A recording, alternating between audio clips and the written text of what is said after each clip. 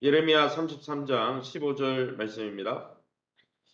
그날 그때에 내가 다윗에게서 한 공의로운 가지가 나게 하리니 그가 이 땅에 정의와 공의를 실행할 것이라. 22절 하늘의 만상은 셀 수 없으며 바다의 모래는 측량할 수 없나니 내가 그와 같이 내 종 다윗의 자손과 나를 섬기는 레위인을 번성하게 하리라 하시니라. 25절입니다. 여호와께서 이와 같이 말씀하시니라. 내가 주야와 맺은 언약이 없다든지 천지의 법칙을 내가 정하지 아니하였다면. 26절 야곱과 내 종 다윗의 자손을 버리고 다시는 다윗의 자손 중에서 아브라함과 이삭과 야곱의 자손을 다스릴 자를 택하지 아니하리라. 내가 그 포로된 자를 돌아오게 하고 그를 불쌍히 여기리라.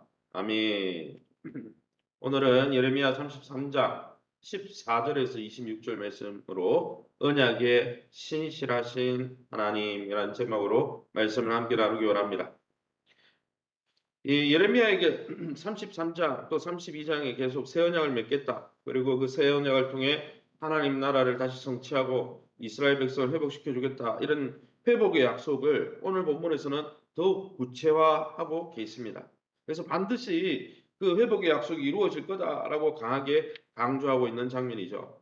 이번에는 사무엘하 7장 12, 16절에서 다윗과 맺은 언약, 다윗 언약이라고 그러죠. 왜냐하면 다윗이 성전을 지을 마음이 있을 때 하나님이 그 마음을 기쁘게 여기셔서 다윗 언약은 뭡니까?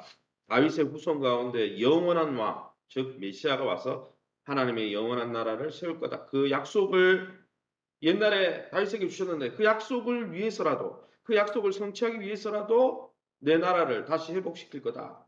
그렇게 말씀하시는 것입니다. 그럼 오늘 본문을 통해서 하나님은 어떤 분이십니까? 다윗의 왕위가 영원할 거라는 이 사무엘하 7장에 나오는 다윗 언약을 반드시 이루겠다고 약속하십니다. 그래서 밤과 낮의 질서가 어긋나 주야로 그때를 잃게 할 수 없다면 무슨 말입니까? 아침이 오고 밤이 오고 이거는 자연의 섭리죠. 이게 깨질 수 없다면 하나님이 다윗과 맺은 언약도 깨질 수 없다. 뭐 사실 자연 법칙이 깨질 리가 없잖아요. 그러니까 하나님의 언약은 절대 깨지지 않는다. 그것을 이 자연 법칙을 증인으로 내세워가지고 내 언약도 이 자연 법칙처럼 깨질 수 없다. 그러기 여러분, 우리는 아침에 떠오르는 해를 보며 주의 인자하심을 고백하고 지는 해를 보며 하나님, 아침에 떠오르고 지는 해를 그 법칙이 없어지지 않듯이 예수 그리스도 안에서 그 새 언약도 없어지지 않고 하나님이 신실하게 이룰 겁니다. 이렇게 찬양할 수 있는 것이죠. 우리 자신의 연약함과 죄성을 보면 또 이 세상에 깨어진 이 세상을 보면 늘 실망스럽겠지만, 하지만 하나님의 언약을 통해 하나님 나라를 완성시키고 우리를 그 백성으로 세우실 그분의 신실한 사랑이 있기에, 신실한 언약이 있기에 다시 일어나 우리가 이 땅을 하나님 나라를 소망하면서 믿음으로 살 수 있는 것이죠. 그러기에 아침과 저녁이 있는 한 주님이 우리를 늘 사랑하시며 우리를 회복시킬 그 약속도 거두어지지 않고 실행되고 있음을 믿고 확신하면서 어떠한 처지에 있든지 항상 기뻐할 수 있기를 예수님 이름으로 축원합니다. 15절입니다. 15절에 또 뭐라고 되어 있습니까? 15절 말씀에 이렇게 되어 있네요. 그날 그때 내가 다윗에게서 한 공의로운 가지가 나게 하리니 그가 이 땅에 정의와 공의를 실행할 것이라. 다윗의 가지란 말은 다윗의 후손들 가운데 이런 말이죠. 비유를 든 거죠. 다윗을 나무로 들어서 그 가지가 그의 후손들이라는 거죠. 그 다윗의 가지에서 공평과 정의로 다스릴 메시아, 기름 부음 받은 자가 올 거다. 이 다윗 언약을 확장한 거죠. 그분이 이 메시아가 통치하는 성은 이 16절, 15, 16절에 보면 그 하나님이 다스릴 그 나라와 성을 여호와 우리의 의라는 성으로 불릴 거다 말씀하는 것이죠.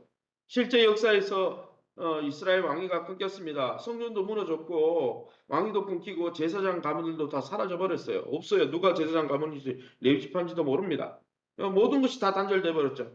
하지만 육의 눈으로 보면은 이스라엘 역사가 끊어졌지만은 영의 눈으로 보면 어떻습니까? 다윗의 가계에서, 다윗의 족보에서 다윗의 후손으로 오신 예수 그리스도, 참 메시아로 오시는 예수 그리스도, 약속의 왕으로 오신 그분을 통해 하나님이 다윗에게 언약하신 모든 약속이 성취되고 있다는 것입니다. 이미 성취되었고 이제 완성될 날이 다가오고 있다는 것이죠. 이처럼 주님은 지금도 우리를 공평과 정의로 통치하고 계십니다. 왜냐하면 공평과 정의의 메시아로 오신다고 했기 때문에. 사랑하는 성도 여러분, 저와 여러분이 예수 그리스도를 공평과 정의의 왕으로 섬기고 있습니까? 그렇다면 이 메시아의 통치를 받는 우리 신자들과 교회 역시 의로운 자로 불려야 되는 거예요. 그래서 예루살렘 성을 여호와 우리의 의라고 불릴 거라고 말했죠. 그래서 우리는 이제는 의의 열매, 사랑의 열매를 맺어가야 되는 거죠. 하나님이 공평과 정의, 사랑으로 다스리기에 우리 또한 공평하고 모든 사람을 향하여 공평하고 또 모든 사람을 향하여 사랑을 베푸는 하나님의 백성으로 살아가야 된다는 것이죠. 사랑하는 성도 여러분 예수 그리스도의 통치를 받는 이 백성과 교회 역시 그렇게 살아가야 되는 것입니다. 저와 여러분의 삶 속에 하나님이 우리의 왕으로 공평과 정의로 오신 왕으로 사랑의 왕으로 오신 것이 우리의 삶 속에서 드러나고 있습니까? 나는 하나님과 사람 앞에서 의로운 자로 정말 하나님이 보시기에 하나님 나라 앞에 넌 진짜 하나님 백성이 맞구나. 이런 삶 속의 공평함으로 삶 속의 넉넉한 사랑으로 인정받고 있습니까? 저와 여러분이 그러한 삶을 성화된 삶을 살면서 하나님 나라의 복음을 드러내는 삶을 사시기를 예수 이름으로 축원합니다. 22절입니다. 하늘의 만상은 셀 수 없으며 바다의 모래는 측량할 수 없나니 내가 그와 같이 내 종 다윗의 자손과 나를 섬기는 레위인을 번성하게 하리라 하시니라. 이 말씀 왜 합니까? 다윗의 우선 이제 역사적으로는 깨져 버렸죠. 이스라엘 백성이 다 끌려가고 왕족도 다 끌려가고 레위인과 제사장도 다 끌려갔죠. 레위인과 제사장 같은 경우는 집은 어느 사람이 레위인 자손인지 모르죠. 왜냐하면 끌려가가지고 이방 민족과 혼혈이 돼 버리니까. 그러니까 구약에 있는 모든 구약의 예수 그리스도 구약은 다 예수 그리스도를 상징하는 것이지 그림자이지 본질이 아니죠. 본질이면 우리가 여기서 예배하면 안 되죠. 예루살렘 성전에 가서 다윗 성전에 가서 예배해야 되는 거죠. 그럼 다윗 성전은 없잖아요. 그리고 제가 예배를 인도하면 안 됩니다. 레위인과 레위 지파에서 인도해야 되죠. 구약의 율법대로 하면. 예. 그러나 그런 육신의 혈통은 깨졌지만 이 말은 뭐예요? 다윗의 후손으로 오시는 예수님과 또 다윗의 후손 예수님을 믿고 의지함으로 왕 같은 제사장이라 했잖아요. 우리 성도들 교회를 왕 같은 제사장으로 거듭날 하나님의 백성이 앞으로 많아질 거다. 그 이야기를 하시는 것이죠.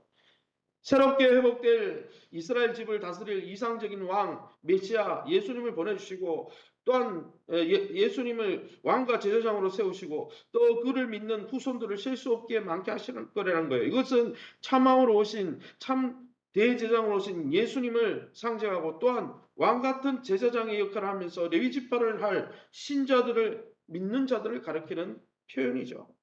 사랑하는 성도 여러분, 우리가 하나님의 백성이 되고 우리가 레위 지파가 되고 예배자가 되어서 이 하나님의 원대한 계획을 지금 성취해 가고 있다는 거예요. 교회가 그런 의미가 있다는 것이죠.